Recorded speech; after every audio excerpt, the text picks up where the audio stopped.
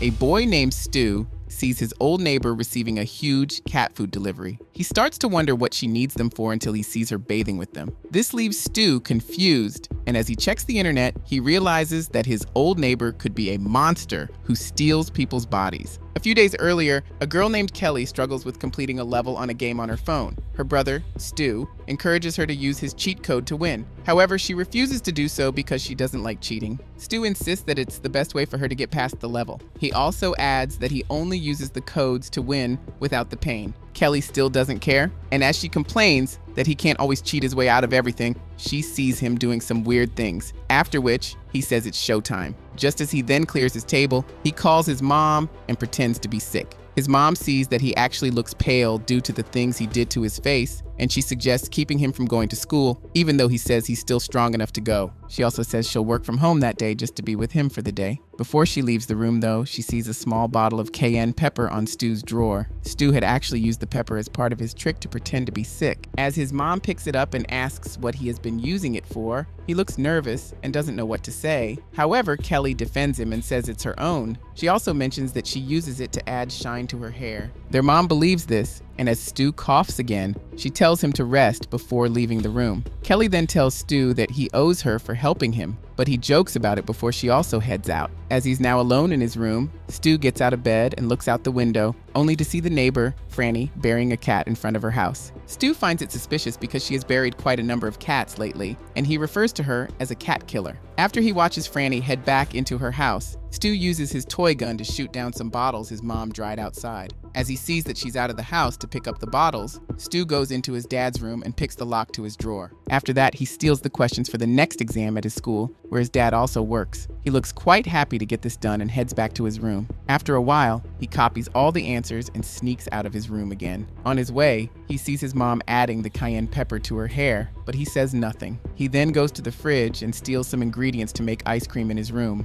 While doing this, he checks if his mom is coming to his room through his small surveillance camera, which he has hidden next to the stairs. Shortly after, he then enjoys his ice cream and watches a movie as well. After he's done with his movie, he gets a message from Kelly and laughs as he sees a funny picture she sent to him. Just then, a bright light reflects in his direction, and as he looks outside, he sees that it's coming from the cat food Franny just bought. There appears to be a lot of them, so Stu starts to wonder if she has many cats inside her house. Interestingly, he also sees her carrying some of the packs by herself. Stu finds this weird because she's an old woman who shouldn't have that much strength. However, before he can look further, he gets an alert from his camera that his mom is coming to his room. He immediately packs up his things and pretends to be sleeping on the table in his room. When his mom comes in, she looks surprised to see that he got out of bed, but he says he only wanted to see if he could do some schoolwork. As she's then speaking to him, he gets distracted while looking outside the window to see Franny heading into her garage. His mom soon taps him to get his attention so she can give him a trick coin, which she thought she'd give him on his birthday. She also tells him to remember that heads always win. Stu then accepts it, and his mom leaves the room.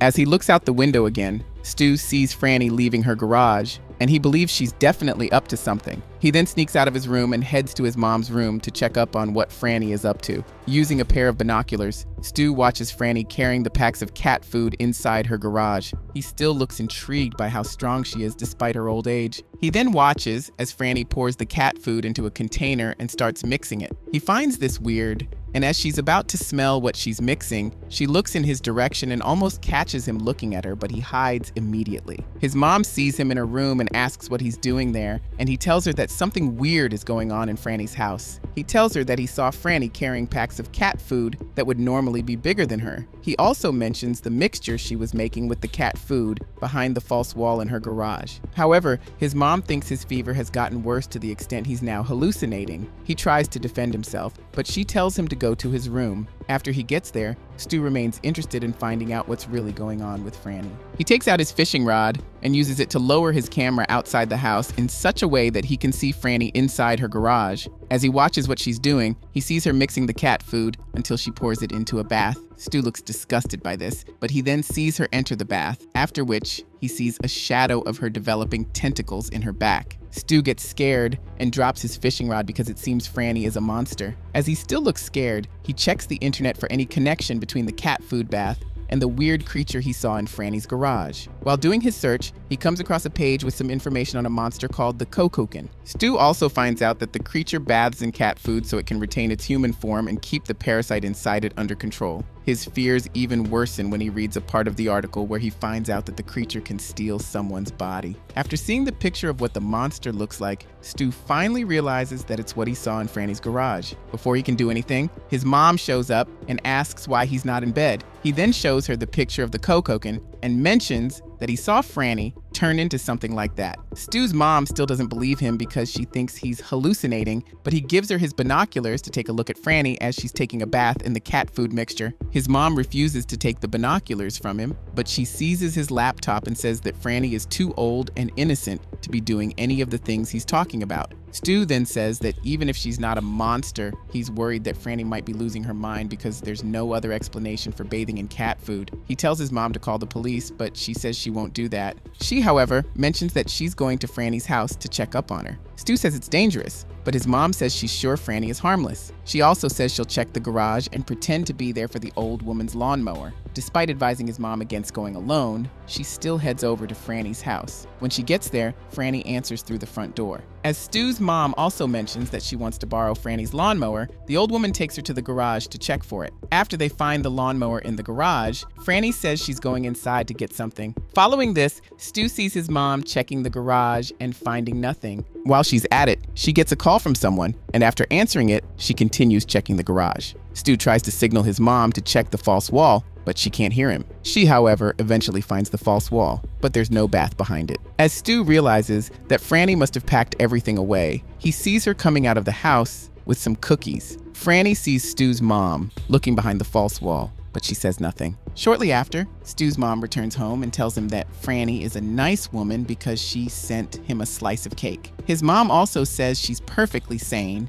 and that there's nothing wrong with her. Stu doesn't believe this, and he says she might have moved everything behind the false wall before his mom got there. However, his mom tells him to forget about it and head back to bed while she goes to deal with something at the office. She also adds that she has gotten him a babysitter to look after him while she's gone. She jokes about it being his idea, and as she leaves, Stu wonders what she means. Not long after, he decodes her message when he sees Franny hitting the doorbell. Stu gets scared and doesn't know what to do initially, but he eventually opens the door. As he stares at her, she says hello and calls him Duck. She also asks if he won't invite her in. Just then, he welcomes her in, and she says his mom has already mentioned that he's sick. She asks what's really wrong with him, but he doesn't answer because he still doesn't trust her. As she tries to offer him some mint, he moves back quickly and she says his loss is her gain. Stu then says that while the old lady routine might have worked on his mom, she can't fool him. Franny asks what he's talking about and he says he saw her in the garage. She then says she knows he saw her and that it was deliberate. She also mentions that she initially made sure she got his attention with the delivery and her ability to carry the packs of cat food, even though she's old. She says he needed to see what he saw and that she also wanted his mom to come over. She then confirms that she was the one who called his mom to lie about something she had to do at work. Stu asks why she did it, and Franny says she wanted to end up with him in the house alone. As Stu looks confused, she brings out his camera from her bag and tells him that he's not the only one who spies on his neighbors. She then says she has seen what he does with his father's exam questions. She adds that she knows he sells them to fellow cheats like him. Stu doesn't say anything because he knows it's the truth. He asks why she's after him, and she replies by asking what he would do if he had the chance to start all over at the end of his life by taking a fresh new body. She then shows him the picture of the people whose bodies she has taken over the years. She also says that when she acquired the body she's currently using, the person wasn't much younger than him. Stu accuses her of stealing the bodies, but she says she didn't steal them. She tells him that the bodies were given to her just like he'd have to give up his own soon.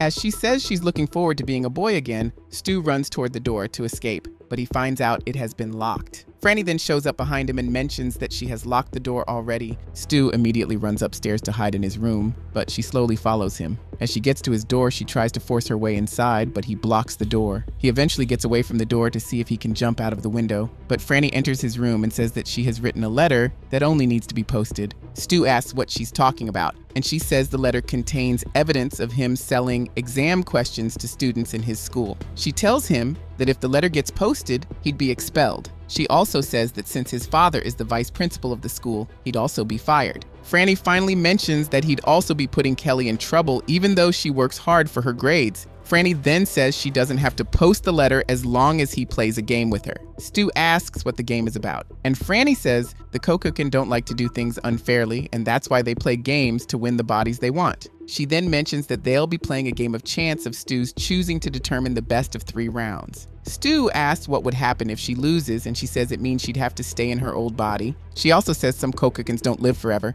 and that it all depends on how well the game is played. Just then, Stu sees the trick coin his mom gave him. He asks Franny if the game can be anything he chooses, and she says it can. Following this, he smiles and picks the coin so they can play. However, as he starts, Franny stops the game and says it's not fair because heads always win. She then suggests playing a game of cards. Stu looks nervous as she brings out the cards and also tells him that the person who picks the cards with the highest number over 3 rounds wins. Franny immediately arranges the cards and picks her first one. The card turns out to have the number 4 on it, and Stu looks relieved as he believes he can pick something higher. However, he picks a card with the number 2. Franny immediately calls the first round in her favor and tells him that if he fails to win the next round, he'll lose his body. For the next game, Stu picks an 8, and luckily Franny picks a 5. This levels the game, and Franny says the last round will decide who wins. She picks her card, and it turns out to be a king. She then tells Stu that he needs to pick an ace card because that's the only card that can beat a king.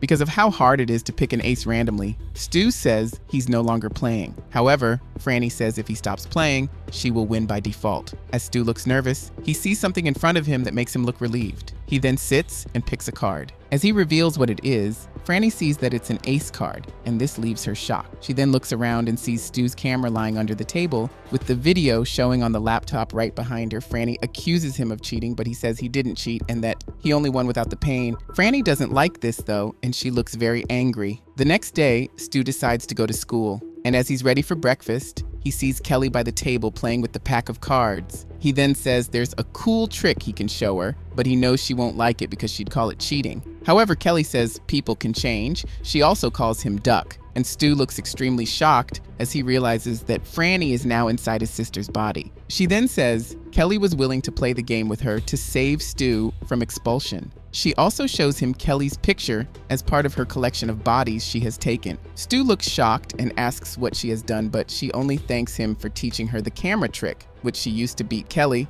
She then says it's good that it doesn't count as cheating because she only won without the pain.